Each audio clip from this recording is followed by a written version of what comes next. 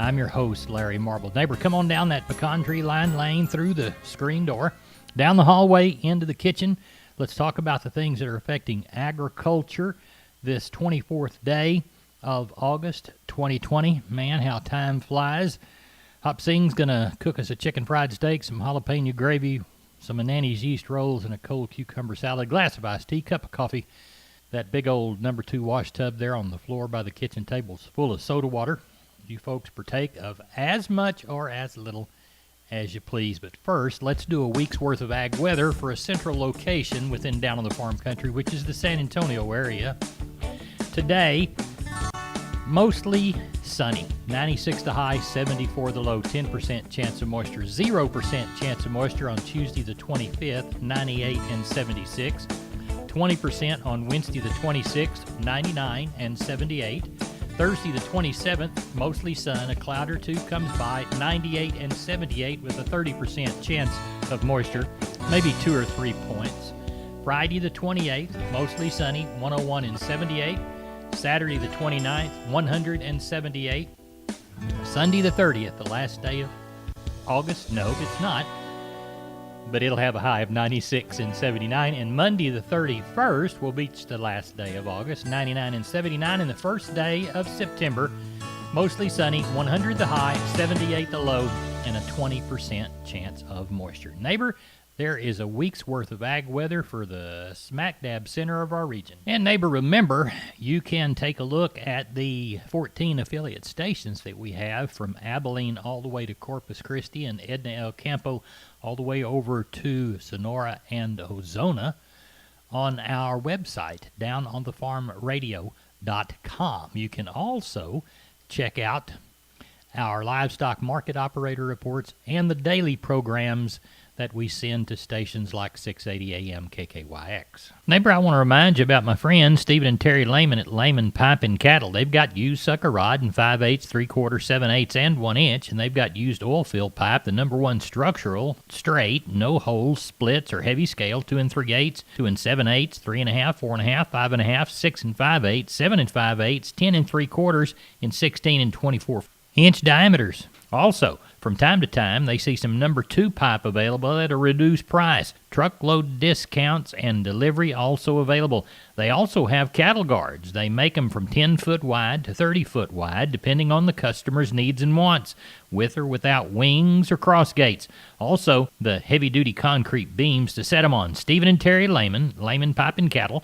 Email them at lehmanpipe@gmail.com or call Stephen at 979-966-3447 or Terry at 979-820-8155. That's Stephen and Terry Lehman, Lehman Pipe and Cattle. We begin with a look at corn, beans, wheat, and cotton.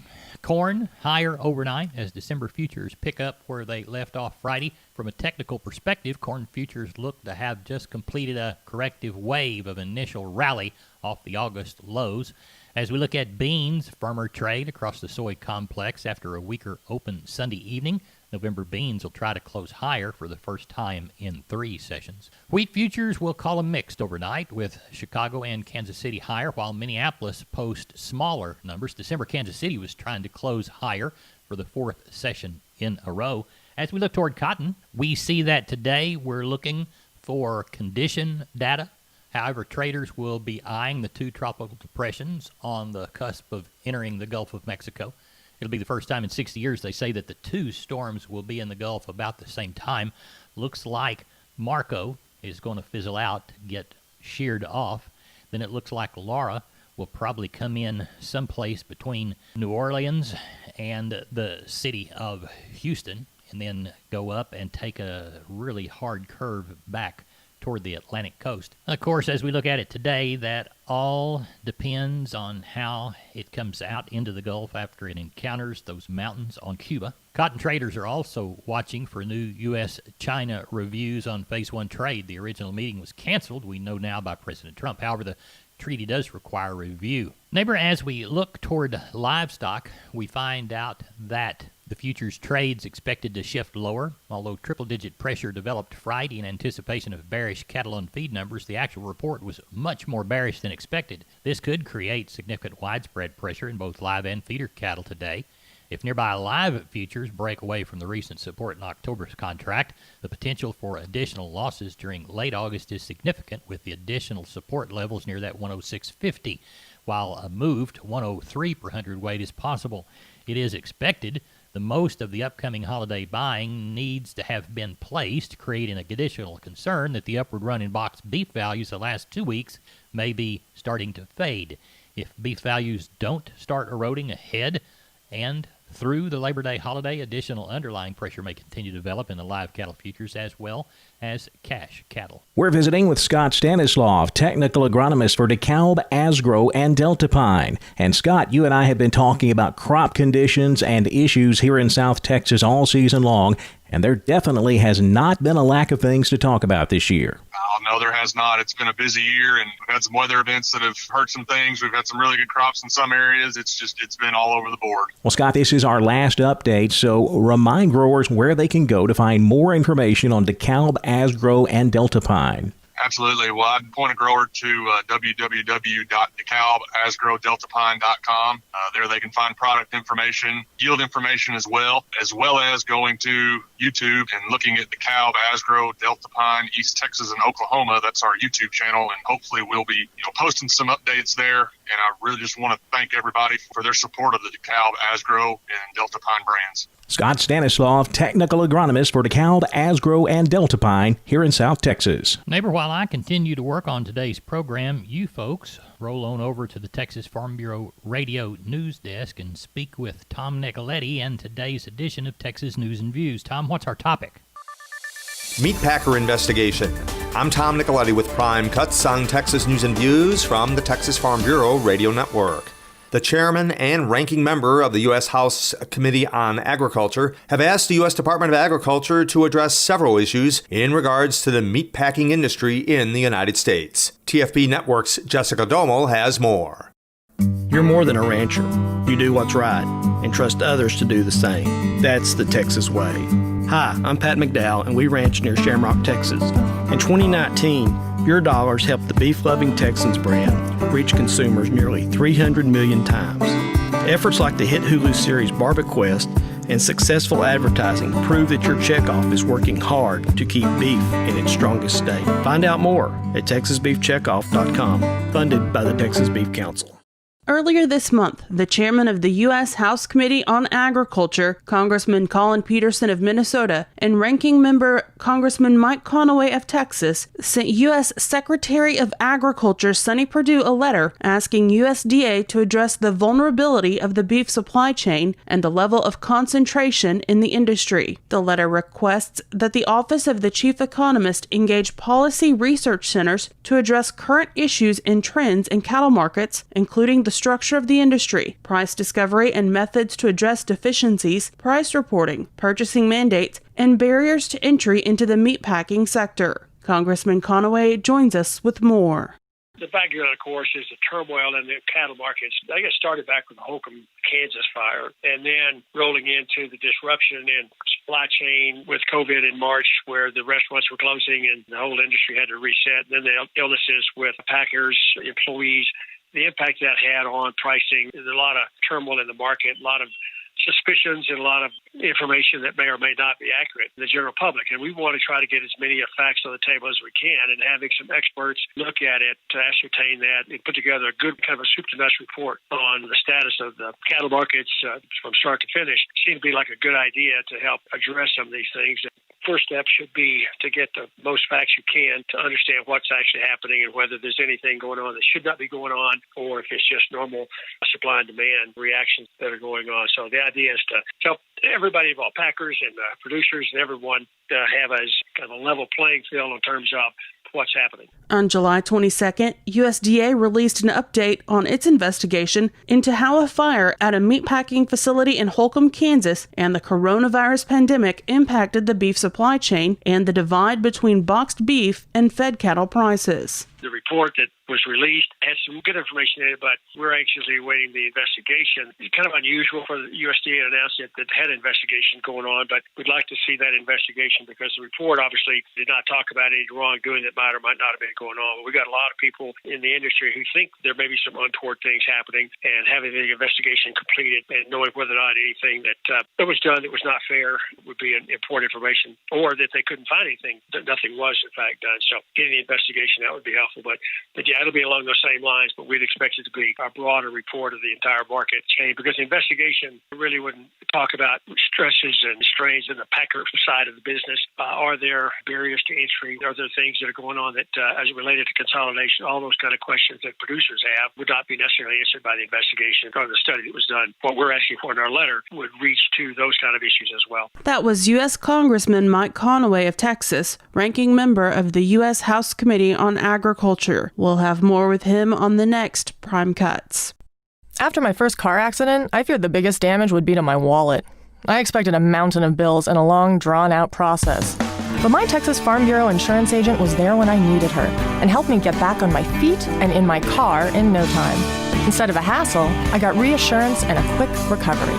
Visit Texas Farm Bureau Insurance today at tfbinsurance.com to find an agent who's there when you need them most. Coverage and discounts are subject to qualifications and policy terms and may vary by situation. For healthier crops and stronger yields, count on Nutrien Ag Solutions. By partnering with the leader in plant nutrition, you'll have access to innovative products and unmatched service that deliver impact and efficiency to every acre. Healthier crops, happier growers. Lead the field this season and beyond. Find your local crop consultant at nutrienagsolutions.com. You are listening to Texas News and Views. I'm Tom Nicoletti with the Texas Farm Bureau Radio Network. Neighbor, it's about time for Hop Sing to serve us lunch, don't you think? Nanny's yeast rolls are ready. The jalapeno gravy is bubbling there in the pot. The chicken fried steaks laid out in each of your plates. And I'm going to pour the iced tea, and I'll get the cucumber salad out of the ice box for lunch. We'll all have a good lunch, talk about livestock and agriculture, and we're going to do that right now with Russell Heller from Lexington Livestock Commission Company. Russell, sit down and eat with us, but first, tell us how you sold them on Saturday. Yes, sir. I had a good sale, 1,157 total head with 126 cows. Let's walk the pens. Thinner packer cows 30 to 45, and the better cows 46 to 67. On the steer and bull calves, 3 to 400 pounds, 115 to 195. 4 to 5 weights, $1.10 to $1.85. 5 to 6 weights, $1.05 to $1.60. 6 to 7 weights, $1 to $1.40. 7 to 800 pound steer and bulls, $95 to $1.35. On the heifers, 3 to 400 pound heifers, $1.10 to $1.60. 4 to 5 weights, $1.05 to $1.55. 5 to 6 weights, $1 to $1.40. 6 to 7 weights, $95 to $125. 7 to 800 pound heifers, $90 to $114. Sounds like you had a good sale. Do you know of anything for this next go round? Yes, I do. One man's going to have 15 Charolais cross calves. All right, and that'll pretty much wind the month up, won't it? Yes, sir. One more week. One more week, and then we'll be into September. Russell Heller, tell everybody how to contact you for the Saturday sale at Lexington. Yes, sir. You can get me on my cell, and that number is 979-820-7002. To learn more about Pioneer corn and soybean production, we've taken to the air. We're approaching Tipton, Indiana. Tipton is a small town, but it plays a big role in the Pioneer pipeline. Below me is one of Pioneer's seed production facilities. Hold right here, please. I'm looking down at 1, 2, 3, looks like a dozen large structures, each with a specific role to turn seed corn into corn seed. Husking, drying, shelling, cleaning, color sorting, seed sizing, the list goes on. From up here, it's an impressive operation, all designed to make sure each seed in a Pioneer bag is the highest quality. The seed production plant in Tipton. Another place that makes Pioneer, Pioneer. You'll hear more from me later. For now, let your local Pioneer sales representative hear from you. Neighbor, now it's time to catch up with Leo Casas. Leo, how are you this Monday, the 24th day of August? Doing good, Larry. Well, we got our 3 deliveries out of the way for last week, got a lot of stuff accomplished, a lot of working done, and we are getting back to working our calves and cutting some of our hay. We still haven't got through doing that. I want to remind your listeners I've got a real good set of gray Brahman bred cows available. They are commercial, and they're all cosmetically dehorned, heavy bred to registered Hereford or Brahman bulls. And they are available, 23 head, not too high. They're not cheap, but these are high-quality cattle. They're very difficult to find. I can be reached at 361-362-5863. Keep up with us on a daily basis on Instagram, Casas Cattle _Rancher3, or log on to my website for photos, videos, and information, CasasCattle.com, CASAS, CasasCattle.com. We're the bull people. Neighbor, did you know, combined with the truss department, insulation department, and millworks department, just 3 of the departments there at MG Building Materials, they've got the ability to deliver an entire building package from a single supplier. They are truly your one-stop shop. They have 5 locations around South and Central Texas. Let's count them down right quick. Pleasanton, Kerrville, San Antonio, Corpus Christi, and Uvalde. MG Building Materials, your one-stop shop. MGBuildingMaterials.com. Neighbor, before we catch another livestock market operator report, let's talk minerals with veterinarian Dr. Bob Judd. Dr. Bob? Minerals are an important part of nutrition for your beef cattle herd. Hello everyone, and thanks for tuning into Texas Vet News on the Texas Farm Bureau Radio Network. I'm Dr. Bob Judd, and although minerals are only a small percentage of the ration of beef cattle, it is an important percentage. Dr. Stephanie Hansen from Iowa State indicates in Beef Magazine that a lack of required minerals can lead to decreased pregnancy rates, weak newborn calves, and other reproductive and performance issues. Minerals are important to overall animal health, along with including bone and muscle growth, feed efficiency, and carcass quality. There are 2 types of minerals required, and these are macro and micro minerals. Macro minerals are less than 1% of the diet and include calcium, magnesium, phosphorus, and sodium. Since the animal cannot store these minerals, they must be added to the diet to maintain a constant supply. Micro or trace minerals are fed as parts per million, so although very small amounts are needed, they are important. Copper and zinc are trace minerals that are commonly deficient in forages, and cattle can store some trace minerals in their bodies to use when needed, so a constant source is not always required. Iron is another trace mineral, and levels of iron in forage are usually higher than required, which can decrease absorption of copper and manganese. Unfortunately, cattle cannot balance their diet when mineral deficient, so the diet must be correctly balanced for minerals. In cattle nutrition, you also have to consider the type pasture the cattle are grazing, as mineral content varies by plant species, soil characteristics, soil fertility, plant maturity, and climate conditions. If you have a question about minerals in your cattle herd, contact Dr. Jason Banta at the Beef Cattle Extension Service at jbanta@ag.tamu.edu. Once again, that is jbanta@ag.tamu.edu. Where has the Pioneer Audio Tour taken me today? Olivia, Minnesota, next to a field planted with Pioneer brand Enlist E3 soybeans. This field looks peaceful, but like every field, there's a constant battle going on against weeds. Right now, the farmer of this operation is making a pass with what looks like a 120-foot sprayer boom. Enlist E3 soybeans offer the most advanced trait technology on the market. And while it's new to most farmers, it's not new to Pioneer. Pioneer experts and agronomists have already completed hundreds of on-farm trials, all so that acres like this have healthy soybeans with great yield potential. Enlist E3 soybeans on a farm in Olivia. Another thing that makes Pioneer, Pioneer. You'll hear more from me later. For now, let your local Pioneer sales representative hear from you. I'm Dr. Bob Judd. This is the Texas Farm Bureau Radio Network. Neighbor, when you hear my cowboy crew riding hard, they're headed up to help Kenny Mingus haul cattle from the sale on Thursday and then prepare for this one next week.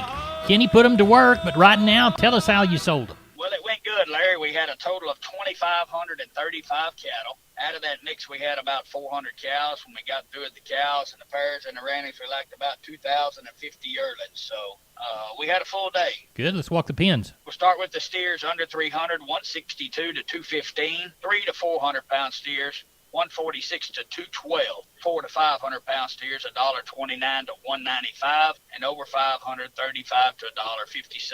On the heifers under 300 $1.35 to $1.70. 300 to 400 pound heifers $1.21 to $1.55. 400 to 500 pound heifers $1.12 to $1.42, and over 570 to $1.33. On the packer cows, it was steady from 20 to 66. Packer bulls 60 to 93. On your bred cows from 310 to 975, and on the cow calf pairs from 775 to 1425. Good. What do we know for this next week?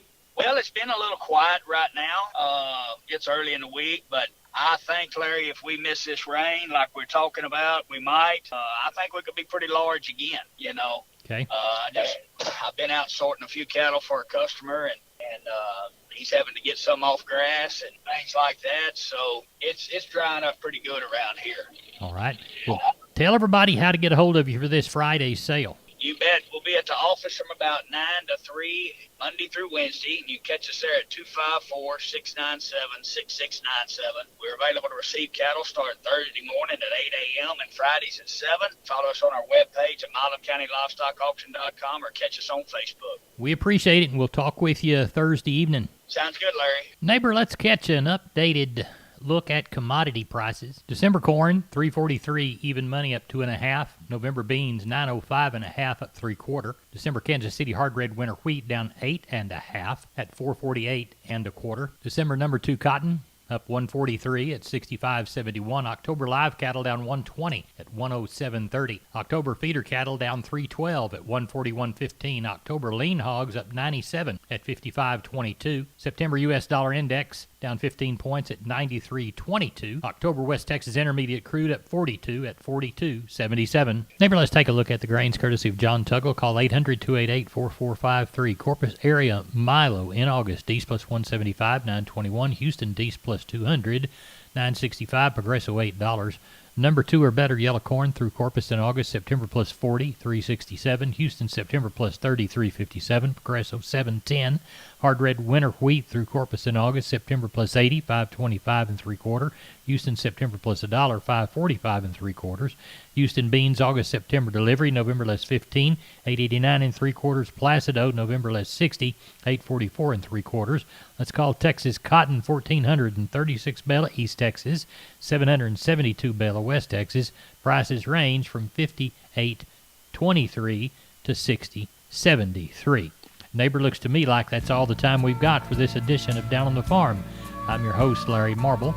Thanks so much for listening to our program. We'll be back tomorrow about the same time. Until then, good day to you.